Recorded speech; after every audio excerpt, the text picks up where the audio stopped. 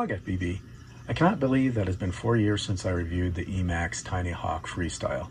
At the time, it was my freestyle park flyer. The reasons why: it was extremely quiet. It had a top mounted battery, which I like better for freestyle because there's less of a pendulum effect.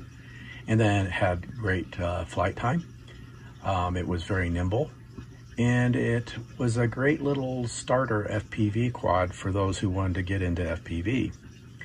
Then about 2 years later, EMax came out with the Tinyhawk Freestyle 2, which wasn't a huge upgrade. The frame was changed so that you could adjust the camera angle.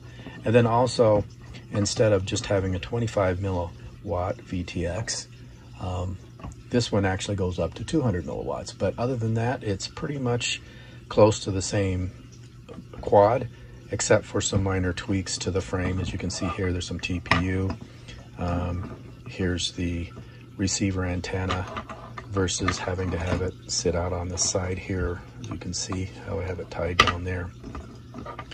So overall, the VTX change and adjustable camera angle and a little bit of TPU. So not a huge difference. So what has EMax done since then? Well, they just came out with the Tinyhawk HD Freestyle, which is the 3 Plus version. So today we're going to be reviewing this and I'll give you my thoughts. Box, you get the quad itself. You get two 650 milliamp hour 1S batteries. You get a battery charger. You get 2 sets of props. You get just a informational, it's not a manual, on precautions. You get some stickers, and then the manual here, there's a QR code that you can go out to EMax and download the manual for this. You also get a bag of parts, which includes this dongle right here and this wire harness, which is used to program the HD0 VTX. And then you have this, let me see if I can get it in focus. You get this little jumper cable, which allows you to fly this in 1S mode, which I'm not going to do. So also you get some spare screws and then some prop screws. So that's what you get in the kit itself. So I'm not going to spend a lot of time on the specs. You can go ahead and look at them online. But the main difference is this is a heavier quad than the original and the Freestyle 2. It comes in at 65.5 grams dry. That's with the props, but without batteries. And that's because it has the HD0 VTX on it, which is actually the star of the show. So it's 16.5 grams heavier than the original. There is an analog version that comes in at 62.5, but that's still heavier than the original 49 grams. I should say for the Tinyhawk Freestyle 2 was 49 grams. So that is a difference. The motors are slightly different. Instead of the original 1103s, 7,000 kV motors, these are 2.5 millimeter. They're still 7,000 kV motors.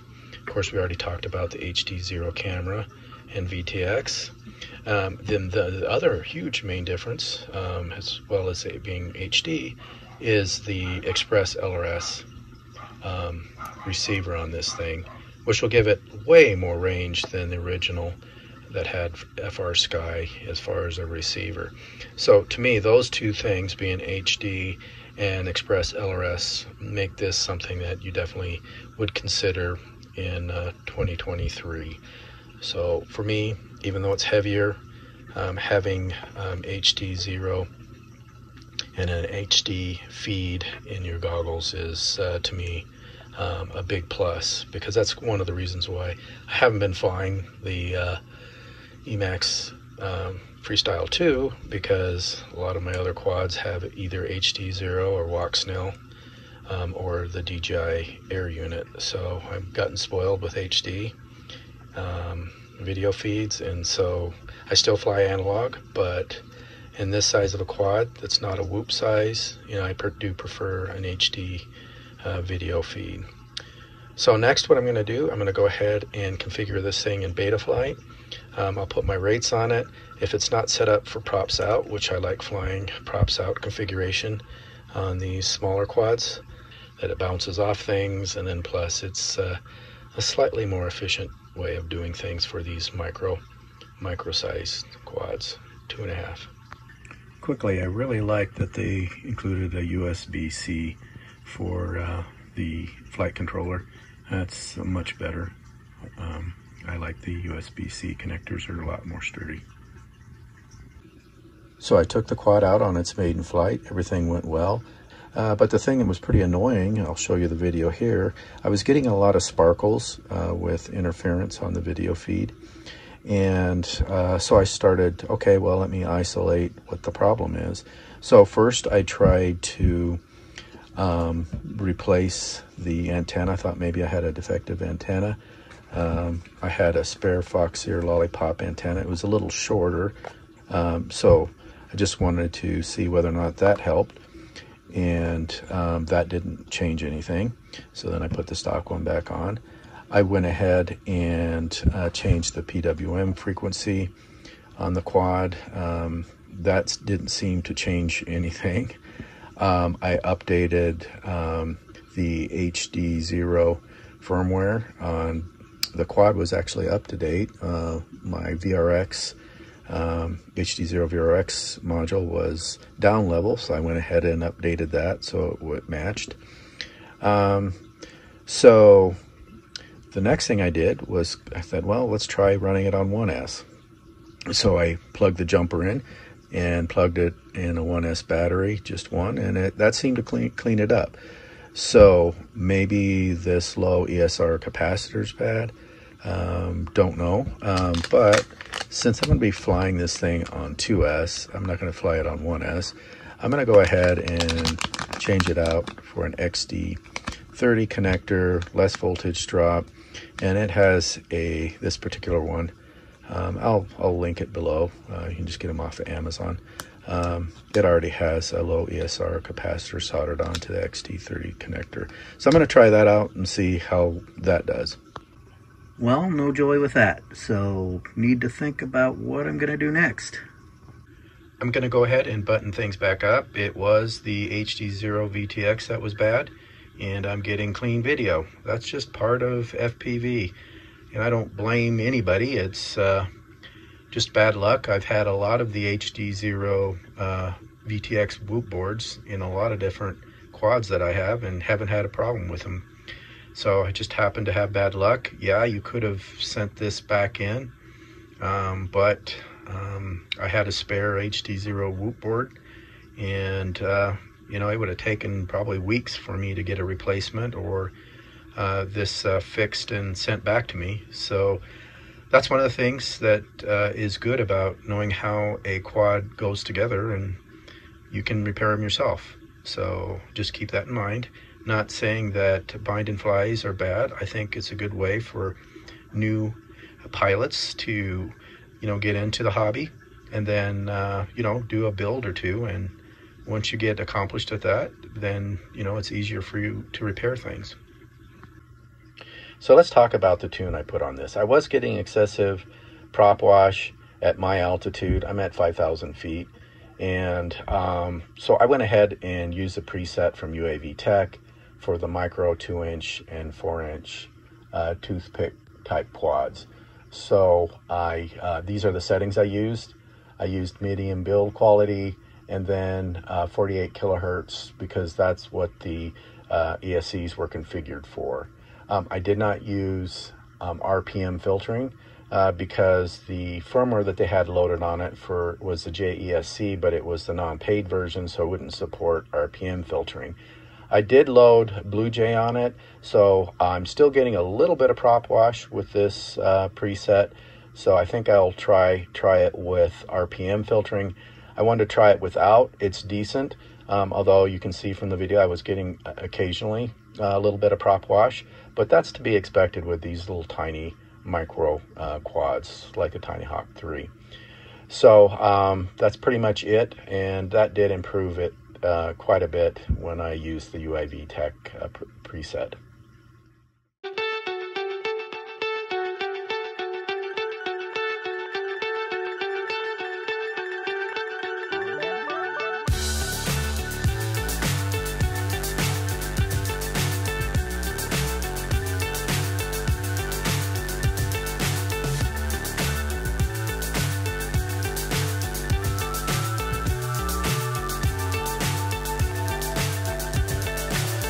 so high I'm hypnotized. What's up is down, what's left is right. Chasing stars and holding you. I can't see the end, but we'll see it through.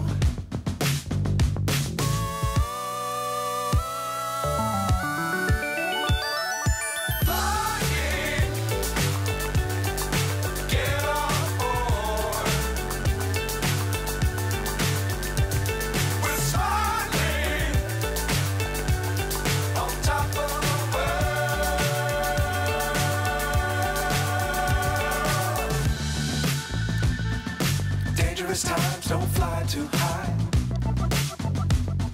Be sure to keep the ground in sight.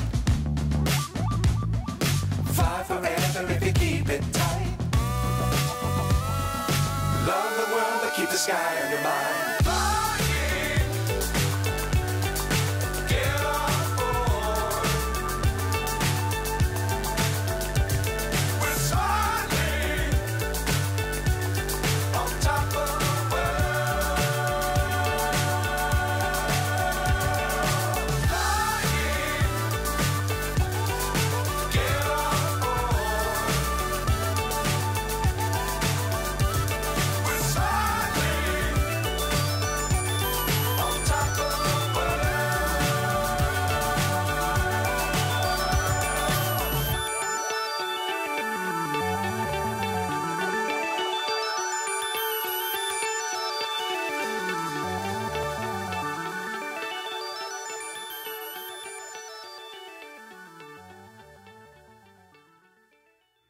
Let's talk about the good and the bad of the Tinyhawk III Freestyle.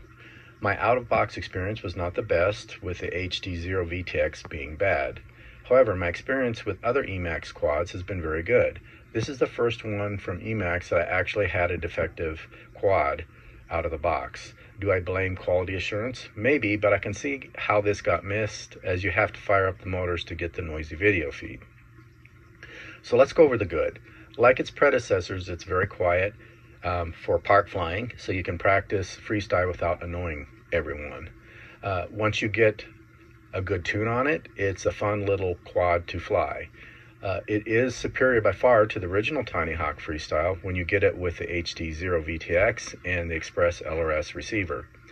I think the price point is competitive by today's standards at $249.99 US as a binding fly, because the kit's pretty complete. It comes with 2 batteries, a charger, and spare parts. Also, if you're concerned about being under 250 grams, you're well underneath that, so no problem there. I think the build quality is good. The solder joints were well done, and also I appreciated that they zip tied the battery pigtail. I think the frame is sturdy for park flying, maybe not bando bashing, but definitely for park flying. As far as serviceability, it's not bad for the because the all-in-one flight controller is on the top, which makes it easy to access. However, if you have to work on the VTX like I did, it's a little more difficult. I think they made a good choice by selecting HD0 from the other HD systems because of the lower latency and lighter weight as compared to the other HD options that are available.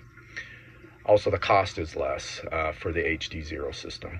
I think the flight times are good. I was getting approximately 5 minutes of flight time with mixed acro on the 550 milliamp hour and closer to 6 minutes with the 750 milliamp hour 2S battery. I generally like the feel of the top mounted batteries for freestyle because it has a more balanced center of gravity. The decision on making the batteries compatible between the Tinyhawk lines, I think, is a good idea. However, there is one con, and I'll go over that in the bad as far as the cons. And lastly, I do like the locked-in low latency feel of HD0. I think that's a big pro. I'm not the best pilot in the world, but where the low latency really helps me out when I'm recovering from mistakes. I seem to crash it less, as I can pull off a last-minute recovery move that I normally could not pull off. So those are the good points. Let's go over the bad. We already talked about mine having the defective VTX, but that's a sample of one, so I'm not going to harp on that too much. Given it's 2023, another niggle is I really don't like that EMax picked the PH 2.0 connector when there are better alternatives for 1S batteries like the BT 2.0 or the similar GMB 27 connector. They have much lower voltage drop across the connector itself, so you don't get the voltage sag. If you're not concerned about battery interchangeability between the Whoop version and the Freestyle version, I would definitely swap it out for an XT30 connector. Although I like HD0, one downfall is there's no onboard video recording, and it's kind of a pain to get the video into a video editor as well due to the format. Also, I do think the VTX does tend to get hot quickly, so keep that in mind when you're configuring it on the bench. I have a fan that I blow on it because it does overheat fairly quickly. The tune was not that great, at least for me in higher altitude. So who is the Tinyhawk III Freestyle for? I really don't think this is the right quad for new pilots, and I think you'd be better off with the Tinyhawk III Whoop. It does not fly well in angle mode. I mean, it's okay, but it's not like the Tinyhawk III Whoop as far as flying, and a new beginner typically will be flying in angle mode. I also don't think this is for a more experienced freestyle pilot, as there are better options out there, specifically even the EMax Hawk 2 HD or other 3.5-inch freestyle bind and flies that are available. So who is this target market for the Tinyhawk III Freestyle? I think if you're a pilot who is comfortable flying in acro mode, in a sim, or is currently flying a cine whoop that you're comfortable with, and you just want to start practicing some freestyle, I think this might be the right quad for you. So I guess in summary, do I have buyer's remorse? No, I don't really have buyer's remorse because I like flying in parks, and this quad is a great little park flyer due to its low noise, and you can't hardly hear this thing if it's any distance away from you. So if you have any questions about this quad, please post them below. And as always, thanks for watching my channel.